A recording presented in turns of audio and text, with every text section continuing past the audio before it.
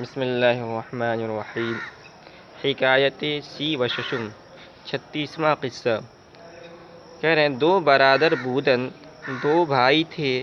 یکے خدمت سلطان کردے ایک بادشاہ کی نوکری کرتا تھا و دیگرے بسعی بازو خوردے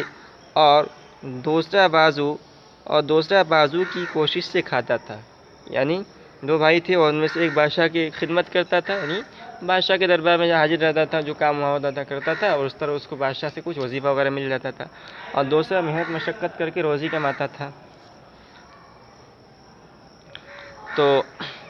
کہہ رہے ہیں اور دیگرے بسعی بازو خوردے، اور دوسرا بازو کی کوشش سے کھاتا تھا۔ بارے ای تمانگر گفت درویش را، ایک مرتبہ اس مالدار نے درویش سے کہا، یعنی جو بھائی نوکری کرتا تھا بادشاہ کے دربار میں، وہ مالدار تھا، کہ چرا خدمت نہ کنی، کہ تو بادشاہ کی نوکری کیوں نہیں کرتا،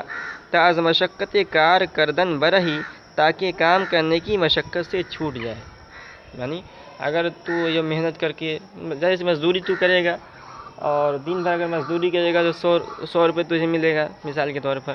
تو اس سے کیا ہوگا؟ تو بادشاہ کی نوکری کرے گا، خدمت میں رہے گا، بادشاہ کبھی خوش ہوگا تو 1000 روپے انعام دے دے گا۔ تو ظاہر سی بات ہے کہ تو جو ہے محنت کر کے اتنا کما نہیں سکتا ہے، تو تو بھی محنت وغیرہ چھوڑ اور بادشاہ کی نوکری کر لے میری طرح۔ تو اس بھائی نے جواب دیا، گفت، تو اس درویش بھائی نے جواب دیا، فقیر بھائی نے جواب دیا، تو چرا کار نہ کنی، تو کام کیوں نہیں کرتا، تا از مذلت خدمت رستگاری یابی، تاکہ غلامی کی ذلت سے چھٹکارا پالے۔ کہ خرد مندہ گفتن، اس لیے کہ عقل مندوں نے کہا ہے کہ نانے جو خوردن، کہ جو کی روٹی کھانا، و نشستن، اور بیٹھے رہنا، بہ کے کمر زرعی بستن، و بخدمت استادن، سنہرے رنگ کی پیٹی باندھنے اور غلامی کے لیے کھڑے رہنے سے بہتر ہے۔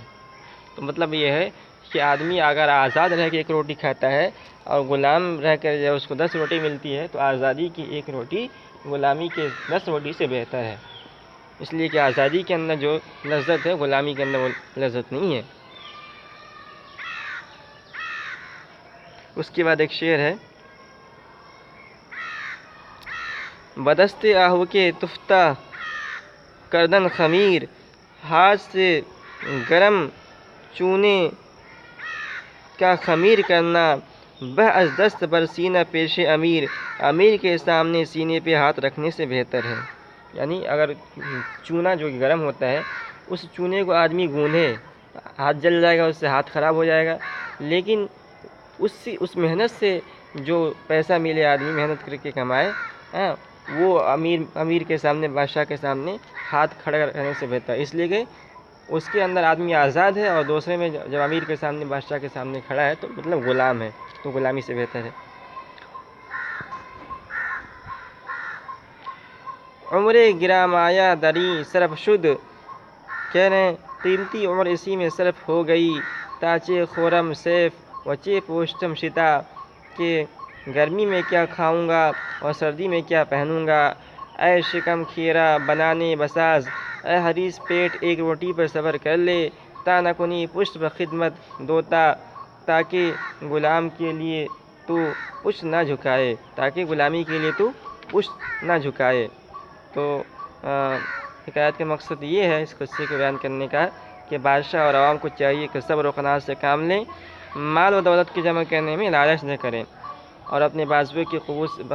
کی قوت سے کما کر کھانا